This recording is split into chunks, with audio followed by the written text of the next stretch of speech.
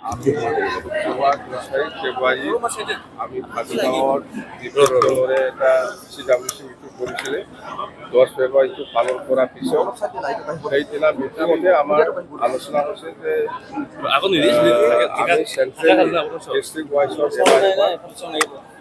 কৰ্মীসকলৰ লগত আলোচনা কৰিবৰ কাৰণে যাব লাগে বা কৰ্মী সভা কৰিব লাগে বুলি ডিচিশ্যন লোৱা আছে। সেই হিচাপত মই ঘূৰি আছোঁ। ওদালগুৰিৰ পৰা আৰম্ভ কৰি আজি ইয়াত চিৰাং আৰু কোকৰাঝাৰটো লাষ্ট। আৰু ইয়াৰ পিছত আমি ব্লক ৱাইজত সোমাব, ব্লক আৰু প্ৰাইমাৰী ৱাইজত আমি সোমাম। আমাৰ কথাটো হ'ল যিহেতু ইলেকশ্যনো আহি আছে 2024 MP ইলেকশ্যন, তাতে যিহেতু আমাৰ ডিচিশ্যন হৈ গ'ল যে এইবাৰ BPM-এ খাৰৰ লগত এলায়েন্স নকৰি পেলাই 2024 নিৰ্বাচনটো খেলিব। MP-টো ওদালগুৰি একটা লোকসভা আৰু কোকৰাঝাৰ এটা লোকসভা। তো যদি খেলিব লাগে তেতিয়া প্ৰিপাৰেশ্যনৰ প্ৰয়োজন আছে। সেইকাৰণে আমি ডিষ্ট্ৰিক্ট আৰু আমি যিখিনি গম পালোঁ ওদালগুৰিৰ পৰা আৰম্ভ কৰি খুব ভাল আমাৰ দলৰ পৰিচয়টো। আৰু মই আশাবাদী 2024 যিটো MP ইলেকশ্যন ইয়াত আমি 100% জিকিম।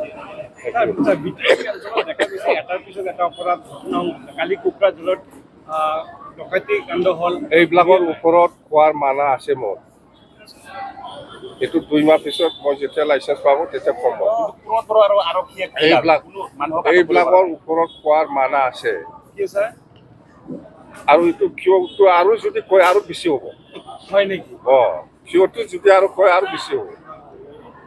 মই কৈছোঁ না, মোৰ এতিয়া এনেকুৱা কোৱাৰ কোনোবা পলিটিকেল পাৰ্টি হওক কোনোবা কিবা হওক ইয়াৰ ওপৰত বক্তব্য ৰখা মানা আছে। সেইকাৰণে কোৱা নাই। 2 মাহমান লাগিব। এইবিলাক কিয় উঠি থাকে? এইবিলাকৰ ওপৰত ক'লে আৰু বেছি হ'ব না। খোৱাৰ মানা আছে বুলি কৈছে, উঠি থাকে। এইটো আৰু কোনেতো আৰু ক'লেতো আৰু বিশ্বাস কৰিব।